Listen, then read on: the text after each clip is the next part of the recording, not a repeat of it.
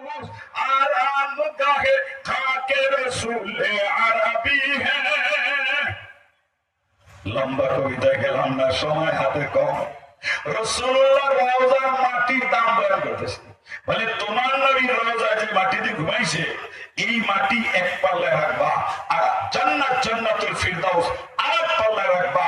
যদি তারই পাল্লায় ওজন দাও আরশে আজিমের মালিকের কাছে রওজার মাটির দাম বেশি হয়ে যায়। রওজায় নবী ঘুমাইছেন, তাই যদি মাটির এত দাম হয় তো আমরা নবীর ইজ্জত আর সম্মানের দামটা কত হইব? ওই নবীর যদি কেউ গালি দেয় তো মুসলমানের মনে কষ্ট লাগা দরকার আছে না নাই? আওয়াজ দেবেন আছে না নাই?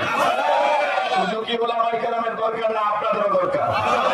আমি আপনাদেরকে প্রশ্ন করতে চাই, আপনার চোখের সামনে যদি কেউ পয়গম্বরকে গালি দেয়, নবীর ইজ্জতের উপরে আঘাত করতে চায়, নবীর চরিত্রে কলঙ্কের মালা পরাইতে চায়, আখিরি জামানার পয়গম্বর মুহাম্মদুর রাসূলের খাতনা নবুয়তের সিংহাসনকে চুরমার করে গোলাম আহমদ কাদিয়ানীর মতো একটা পায়খানায় পড়ে যাওয়া মানুষ যদি নবী দাবি করে, ওর বিপক্ষে লড়াই করতে মুসলমান কারা কারা তৈরি? দুই হাত তুলে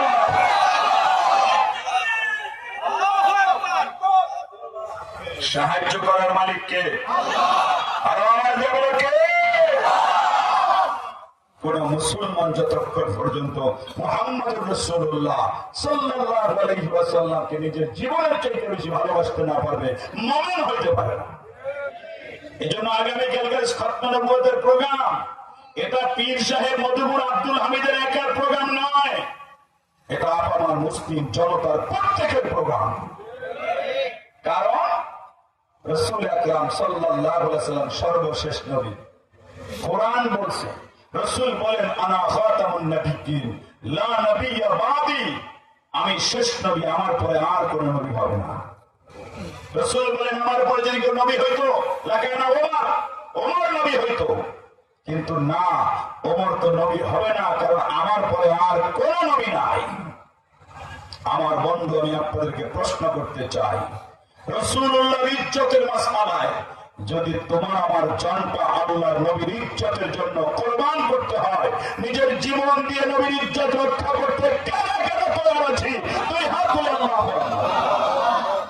সাহায্য করার মালিককে বলতেছিলাম, যুবক বন্ধু, বৃদ্ধ বাবা, আল্লাহ পয়গম্বর বয়ান করেন তমত কামা তাইশুন, তোর কর্ম যেমন মরণ তেমন, হাসরের ময়দানে উঠবা কেমন, বলে তোর মরণ হবে যেমন। মরণ যার সুন্দর হয় হাসর তার সুন্দর হয়।